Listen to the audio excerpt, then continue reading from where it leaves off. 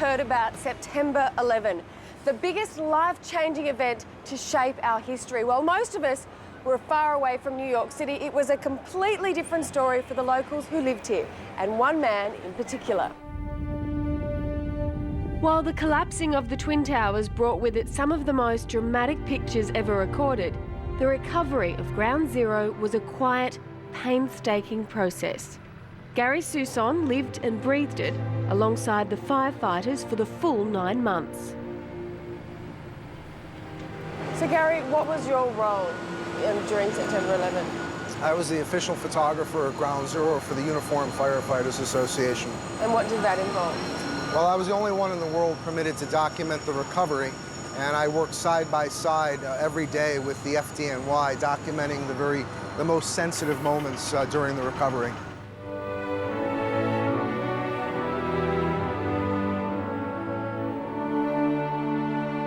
The photographs Gary took are now on show to the public at the Ground Zero Museum Workshop, a non-profit museum run by Gary in New York's meatpacking district.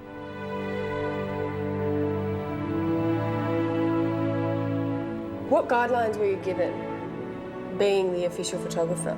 Well, 3 important things. I was asked never to release or sell any of the images until the recovery was over, never to photograph human remains, and if I ever did a book or sold my work, that I would always share a portion of it with 9/11 charities. There are hundreds of personal stories you can listen to on the audio guides. Stories told by the firefighters who fought to save people from the wreckage. How did it change you?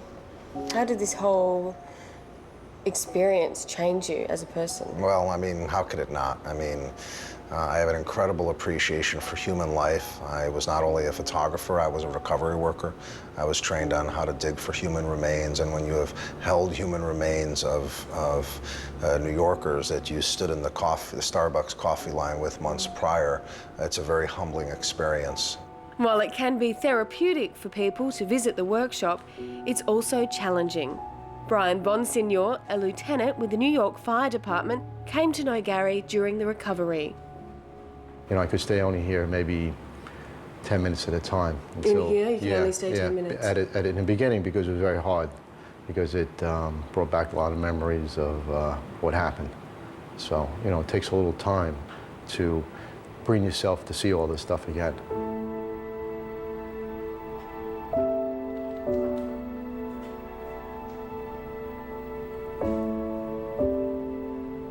Despite the 47,000 windows that went down with the towers, glass is very rare.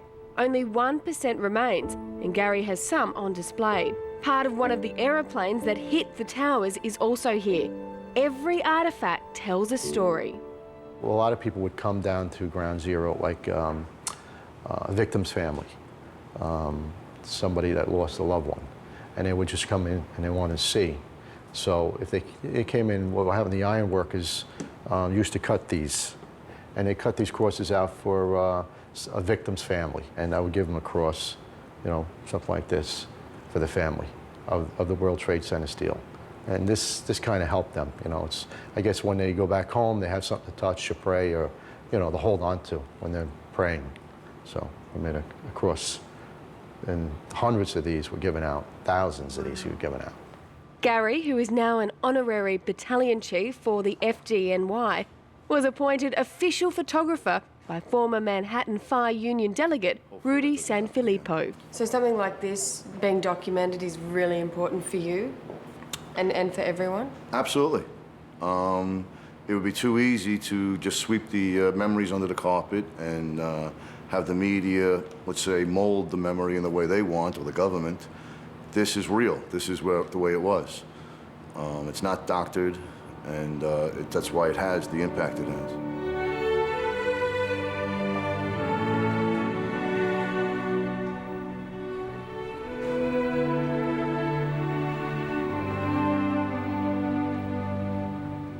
This place is known as the biggest little museum in New York. It is incredible how many stories fit into such a small space and how many artefacts actually tell a tale. And while it is pretty hard to take, it's full on once you're in here. I'm so glad I've come and visited this place because This will keep the memories alive forever. The Ground Zero Museum Workshop is in downtown Manhattan. 1.5-hour tours cost around $23 for adults, $19 for kids, and can be booked through viator.com. Tours operate Monday, Friday, Saturday and Sunday. And to get you there, Air New Zealand has flights to Los Angeles with connections to New York, starting at $2,388 from Sydney, $2,468 from Melbourne, $2,478 from Brizzy, and $2,688 from Adelaide.